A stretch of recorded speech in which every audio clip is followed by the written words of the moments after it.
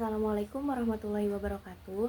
Kami dari kelompok 3 yang beranggotakan Silvina Atika Zahira dengan NIM 1860202231013 dan Azika Faluzatu Zahra dengan NIM 1860202233078 akan mempresentasikan makalah kami dengan judul Proses Penulisan dan Pengumpulan Al-Quran.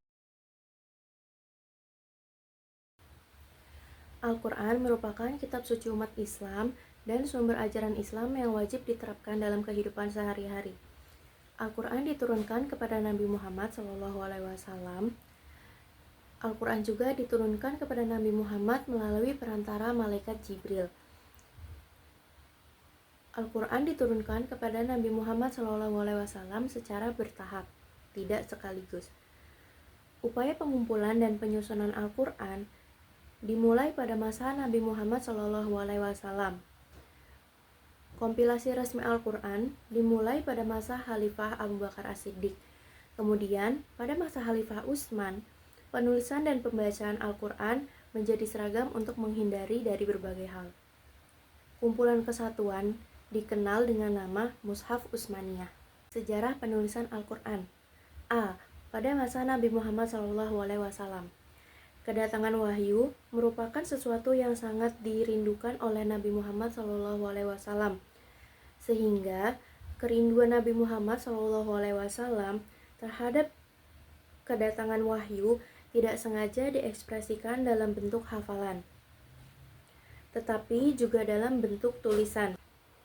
Oleh karena itu, penulisan Al-Quran pada masa Nabi Muhammad SAW ditempuh dengan dua cara, yaitu 1.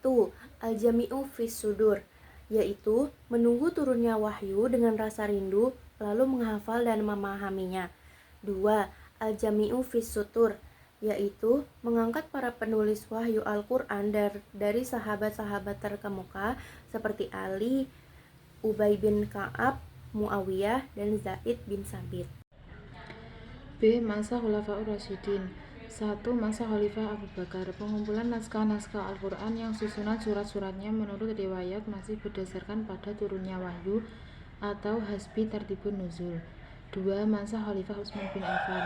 Harus terbukti mutawatir, mengabaikan ayat yang bacaannya dinasah, mencakupi qiraat yang berbeda sesuai dengan lafaz-lafaz Al-Quran ketika turun. 3. Masa setelah Khulafaur Rasyidin.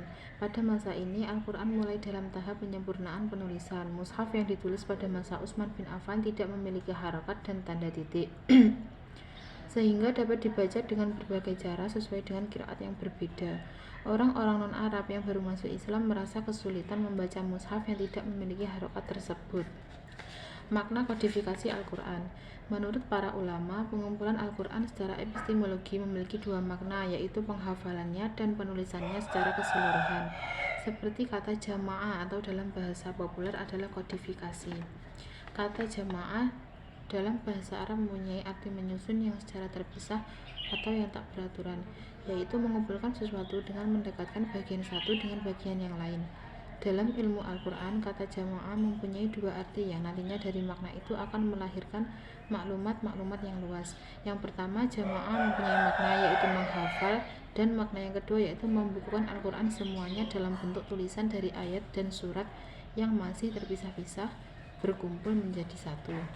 C. Sejarah pengumpulan Al-Quran. A. Pengumpulan Al-Quran pada masa Nabi Muhammad. Pada masa Nabi Muhammad, pengumpulan Al-Quran dibagi menjadi dua. 1. Pengumpulan dalam dada, yaitu dengan menghafal, memahami, dan mengamalkannya. 2. Pengumpulan dalam dokumen dengan cara menulisnya dalam kitab atau diwujudkan dalam bentuk ukiran. Keduanya dilakukan oleh Nabi dan para sahabatnya. B. Pada masa Khulafaur Rasyidin.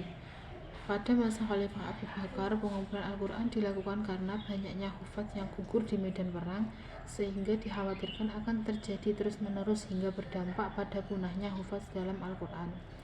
Pengumpulan Al-Quran dilakukan dengan cara mengumpulkan tulisan atau catatan-catatan Al-Quran para sahabat untuk dijadikan satu hingga menjadi mushaf.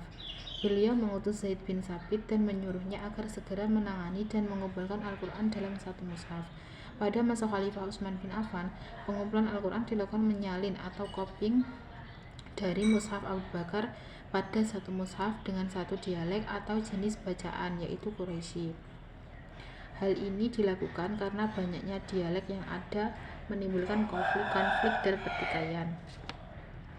Baik, saya kira itu untuk materi pada kesempatan kali ini. Semoga bermanfaat. Akhirul kalam, wabillahi taufiq wal hidayah. Wassalamualaikum warahmatullahi wabarakatuh.